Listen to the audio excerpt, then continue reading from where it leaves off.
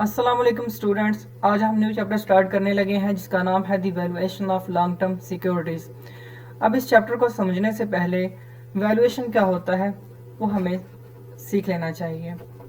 हम सबसे पहले बात करते हैं वैल्यूएशन के ऊपर। इसका मतलब होता है किसी कंपनी की करंट वर्थ को फाइंड करना। Valuation is analytical process of determining the current worth of an asset या कंपनी। किसी एसेट की या किसी कंपनी की करंट वर्थ को फाइंड करने को हम वैल्यूएशन कहते हैं। फॉर एग्जाम्पल, आप मार्केट में जाते हो, कोई भी चीज़ आपने खरीदनी है, तो आपको कैसे पता चलता है कि वो चीज़ जो है वो आपको महंगी मिल रही है या सस्ती मिल रही है? वो आपको वैल्यूएशन बताता है। आप कंपेयर करते हो प्रोडक्ट की वैल्यू को प्रोडक्ट की प्राइस के साथ, फिर आप देखते हैं कि वो चीज़ आपके लिए महंगी है या सस्ती है। और वैल्यू और प्राइस में जो है ना, वो कंफ्यूज नहीं आप लोगों ने होना। प्राइस जो होती है, जो प्राइस इज व्हाट यू पे and the value is what you get. तो प्राइस जो आप पैसे देते हो और उसके बदले में जो चीज़ आपको मिलती है वो है क्या है, आपके लिए वैल्यू है। मिसाल के तौर पर आपने एक मोबाइल खरीदना है, उस मोबाइल को खरीदने के बदले में आपने कुछ पैसे पे करने हैं, और जो पैसे आप पे करोगे वो उस चीज़ की क्या है, प्राइस है। और उसके बदले में आपको जो मिलेगा, वो मोबाइल मिलेगा, वो आपके लिए वैल्यू है। फिर आप एक चीज़ का अंदाज़ा लगाते हैं, क्या वो मोबाइल फ़ोन आपको महंगा मिला या सस्ता मिला। अगर तो महंगा मिला तो इसको हम बोलते हैं ओवर वैल्यूड, और अगर सस्ता मिला इसको हम बोलते हैं अंडर वैल्यूड। अब ज़रा डिटेल में थोड़ा सा देखते हैं कि ओवर वैल्यूड और अंडर वैल्यूड है क्या। जब आप प्राइस ज़्यादा पे करते हैं और आपको लेस वैल्यू मिलती है तो उसको हम बोलते हैं ओवर वैल्यूड। और जब आप प्राइस कम पे करते हैं और आपको चीज़ ज़्यादा मिल जाए तो उसको हम बोलते हैं अंडर वैल्यूड, कि वो चीज़ क्या है, अंडर वैल्यूड है। उसकी प्राइस कम है और हमें जो चीज़ें मिल रही हैं वो ज़्यादा मिल रही हैं। अब अगर इसको शेयर के पॉइंट ऑफ व्यू से देखा जाए, अब किसी भी शेयर की जो वैल्यू फॉर एग्जांपल हम अज्यूम करते हैं 100 चल रही है, तो ज़रूरी नहीं कि उसकी वैल्यू 100 ही हो, वो उससे ज़्यादा भी हो सकती है, उससे कम भी हो सकती है। जब कोई स्टॉक उसकी वैल्यू से ज़्यादा प्राइस पर ट्रेड हो रहा होता है तो इसको हम स्टॉक ओवर वैल्यूड बोलते हैं, और जब कोई स्टॉक उसकी वैल्यू से कम प्राइस पर ट्रेड हो रहा होता है तो इसको हम अंडर वैल्यूड स्टॉक कहते हैं। अब हम नेक्स्ट स्लाइड की तरफ मूव करते हैं। नेक्स्ट पे है बॉन्ड। अब बॉन्ड क्या होते हैं? बॉन्ड जो हैं वो एक फिक्स इनकम सिक्योरिटीज़ हैं, और डिबेंचर भी जाहिर है जो एक फिक्स इनकम सिक्योरिटीज़ हैं। तो इन दोनों में सिर्फ इतना डिफरेंस है बॉन्ड और डिबेंचर में, कि बॉन्ड जो होते हैं वो मोर सिक्योर्ड होते हैं और जो डिबेंचर्स होते हैं वो लेस सिक्योर्ड होते हैं। अब जाहिर है जब ये एक फिक्स इनकम सिक्योरिटी है, यानी कि मार्केट या कंपनी कैसा भी परफॉर्म करे इससे आपको कोई फर्क नहीं पड़ता, क्योंकि कंपनी ने आपको जो है वो एक फिक्स इंटरेस्ट रेट देना ही देना है। और नॉर्मली जो बॉन्ड्स होते हैं ये गवर्नमेंट्स और कॉरपोरेशन वगैरह इशू करती हैं, और जब हम डिबेंचर्स की बात करते हैं तो वो जो है प्राइवेट कंपनीज इशू करती हैं। क्योंकि ये बॉन्ड्स जो होते हैं वो गवर्नमेंट इशू करती है, इसलिए ये बॉन्ड्स क्या होते हैं, मोर सिक्योर्ड होते हैं, और इनका रिटर्न्स जो होता है वो कम होता है एज कम्पेयर टू डिबेंचर। क्योंकि डिबेंचर में रिस्क ज़्यादा होता है तो इसलिए उसका रिटर्न भी ज़्यादा ही होता है।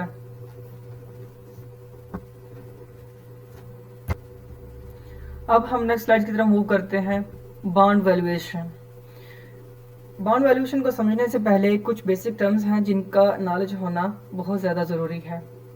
उनमें फेस वैल्यू है, कूपन रेट है, कूपन पेमेंट्स हैं, इशू प्राइस है, market price, maturity date, redemption date, callable and putable bond, yield, current yield, yield to maturity और यील्ड टू कॉल। इन सब चीज़ों को हम एक एक करके देख लेते हैं कि इनके क्या कंसेप्ट हैं। सबसे पहले हम देखते हैं फेस वैल्यू को। फेस वैल्यू वो वैल्यू जो किसी भी बॉन्ड के ऊपर मेंशन होती है, और इसको हम ओरिजिनल कास्ट भी कह सकते हैं उस स्टॉक की। नॉर्मली जो बॉन्ड्स की वैल्यू होती है 1000 जो है वो उसके ऊपर मेंशन होती है। अब जो बॉन्ड्स होते हैं वो 1000 से कम पे भी ट्रेड होते हैं और 1000 से ज़्यादा पे भी ट्रेड होते हैं। अगर तो बॉन्ड जो है वो अपनी फेस वैल्यू या अपनी पार वैल्यू से कम प्राइस पर ट्रेड हो रहा होता है तो इसको हम डिस्काउंट कहते हैं कि बॉन्ड्स जो हैं वो डिस्काउंट के ऊपर इशू हुए हैं।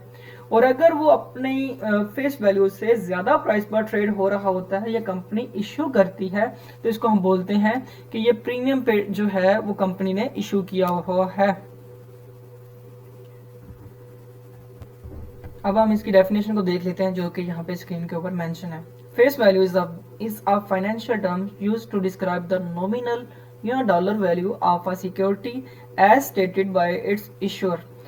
For stocks, the face value is the original cost of the stock as listed on the certificate. For bonds, it is the amount paid to the holder at maturity. जाहिर है जब किसी ने bond को hold किया है तो maturity के ऊपर हमें उसकी फेस वैल्यू रिटर्न करनी पड़ती है जो कि हमने उनसे वादा किया होता है कि हम उनको जो अमाउंट देंगे। The face value for bonds is often referred to as par value या simply par। आगे हम सेकंड बात करते हैं वो है कूपन रेट।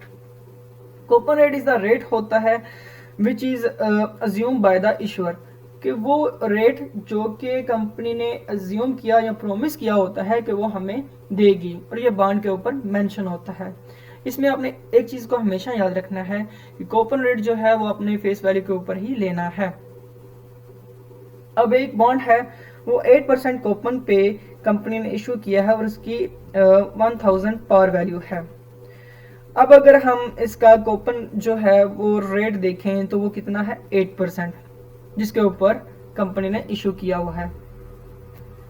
अब हम आगे चलते हैं, आगे है कूपन पेमेंट। जैसा कि मैंने अभी आपको बताया कि एक कंपनी है उसने 8% के ऊपर 8% कूपन के ऊपर एक बॉन्ड इशू किया है जिसकी फेस वैल्यू है 1000।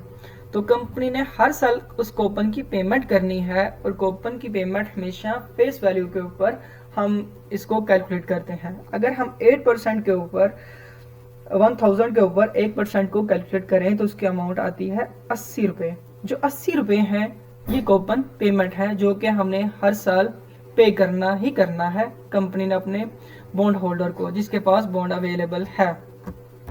अब नेक्स्ट जो दो टर्म्स हैं, एक है इशूड प्राइस और मार्केट प्राइस। इन दोनों को हम एक साथ देख लेते हैं। बॉन्ड मार्केट को हम क्लासीफाई करते हैं दो सेगमेंट में, एक है प्राइमरी मार्केट और एक है सेकेंडरी मार्केट। जब कंपनी न्यूली बॉन्ड्स को इशू करती है तो वो प्राइमरी मार्केट में करती है और जिस प्राइस पर कंपनी इशू करती है उसको हम इशूड प्राइस कहते हैं। जब एक दफा बॉन्ड्स जो हो गए वो इशू हो गए उसके बाद वो ट्रेडिंग करते हैं सेकेंडरी मार्केट में और जब उनकी ट्रेडिंग होती है तो डिमांड और सप्लाई की वजह से उनकी प्राइसेस जो होती हैं वो चेंज हो जाती हैं और जिस प्राइस पर वो मार्केट में ट्रेड हो रहा होता है उसको हम बोलते हैं market price. The issued price is the price at which share are offered for sale when they first become available to the public. ये मैंने आपको अभी बता दिया है। आगे सेकंड मार्केट प्राइस को देख लेते हैं क्या यहाँ पे लिखा हुआ है। The market price is the current price at which an asset or services can be bought or sold. The market price of an asset or services is determined by the forces of supply and demand. अब हो सकता है कि एक जो है bond जो है वो 1000 के ऊपर कंपनी ने इशू किया हो, लेकिन कुछ देर के बाद जब मार्केट में इन्वेस्टर्स उसको खरीदते हैं और बेचते हैं तो उसकी प्राइस जो है वो चेंज हो जाती है। हो सकता है कि वो एक साल बाद या कुछ माह बाद उसकी प्राइस 1000 से इंक्रीज होके 1100 हो जाए। At the time of issue the market price and the issue price ये दोनों सेम होती हैं। आगे नेक्स्ट टर्म है maturity date. Date at which the bond is mature is called maturity date. For example 10 year bond company ने issue किया हुआ है तो 10 साल के बाद बॉन्ड जो होगा वो रेडी होगा रिडक्शन के लिए, तो उसको हम बोलते हैं कि वो उसकी मेच्योरिटी डेट आ गई है 10 साल बाद, क्योंकि उसकी लाइफ जो है वो 10 साल की थी तो आफ्टर 10 ईयर उसकी मेच्योरिटी डेट कंप्लीट हो जाएगी। आगे है redemption date. The date on which bond face value is repaid to the bond holder. Generally speaking this is the maturity date but in case of callable bond it may be the call date. अब हो सकता है कि जो है ना redemption जो date है वो उससे पहले भी आ जाए। कंपनी ने 10 साल के लिए बॉन्ड इशू किया हुआ था, लेकिन हो सकता है कि कंपनी 5 साल बाद उसको कॉल कर ले। आगे कंपनी कॉल कैसे करती है या कौन से होते हैं, यह हम नीचे देखते हैं। इससे नेक्स्ट जो है वो कॉलेबल बॉन्ड ही है। अब हम देखते हैं कॉलेबल बॉन्ड और पुटेबल बॉन्ड्स को। कॉलेबल कॉलेबल मीन्स कि कंपनी के पास राइट होता है, कंपनी के पास एक ऑप्शन होता है कि जो उसने बॉन्ड इशू किए हुए हैं वो उनको वापस खरीद ले उसकी मैच्योरिटी डेट से पहले। लेकिन ऐसा भी नहीं है कि कंपनी जब चाहे अपने जो बॉन्ड्स हैं उनको बाय बैक कर ले। ये शुरू में स्टार्ट में ही जब कंपनी इशू करती है तो वो एक स्पेसिफाइड डेट और एक स्पेसिफाइड प्राइस बताती है, जिसके ऊपर अगर उसका दिल होगा तो वो आपसे बाय बैक, जिसके पास बॉन्ड होल्ड जिसने किया होगा उससे वो बाय बैक कर ले। अब कंपनी बायबैक क्यों करती है, इसके पीछे क्या रीजन है, इसको हम एक एग्जांपल के थ्रू समझ लेते हैं। एक कंपनी ने 10 साल के लिए बॉन्ड इशू किया। अब 10 साल के लिए बॉन्ड इशू किया तो साथ हमें उसकी कूपन पेमेंट भी करनी है, इंटरेस्ट रेट हर साल पे करना है। अब वो है 10%। तो हो सकता है कि मार्केट में जो है वो इंटरेस्ट रेट जो है वो डिक्लाइन कर जाए, मार्केट में इंटरेस्ट रेट हो जाए 8% कुछ ईयर्स के बाद। लेकिन कंपनी ने कमिटमेंट की है कि वो हमको 10 साल तक 10% ही पे करेगी, तो ये कंपनी के लिए एक लॉस है। तो कंपनी इस चीज़ से जो है बचने के लिए इसके पास दो ऑप्शन होते हैं। एक ऑप्शन होता है कि वो बाय बैक कर ले अपने ओन शेयर्स को सेकेंडरी मार्केट में जाके, लेकिन वो कंपनी के लिए क्या हो जाएंगे, मोस्ट एक्सपेंसिव हो जाएंगे।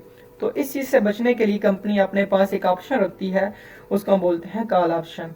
कि इसके पास, इसमें कंपनी के पास राइट होता है कि वो अपने कॉल कर सकती है अपने बॉन्ड्स को, अपने सिक्योरिटीज को बिफोर इट्स मेच्योरिटी डेट। अब वो स्पेसिफाइड जो डेट होती है उसको हम कॉल डेट बोलते हैं, और स्पेसिफाइड जो प्राइस होती है उसको हम कॉल प्राइस बोलते हैं, और ये दोनों चीज़ें पहले से फिक्स होती हैं। आगे है पोर्टेबल बॉन्ड। जिस तरह कंपनी के पास एक राइट होता है कि वो अपने बॉन्ड्स को वापस ले सकती है, इसमें सेलर के पास जो है ना, बॉन्ड होल्डर या सेलर के पास एक राइट होता है कि वो अपने बॉन्ड्स को दोबारा कंपनी को बेच दे। अब इसमें जिसने बॉन्ड होल्ड किया हुआ है उसकी मर्जी है, वो बेचना चाहे तो बेच सकता है जब चाहे कंपनी को। लेकिन जैसे उसमें कॉल स्पेसिफिक थी, इसमें पुट डेट स्पेसिफिक होती है और पुट प्राइस स्पेसिफिक होती है, जिस पे बॉन्ड होल्डर कंपनी को वापस कर सकता है।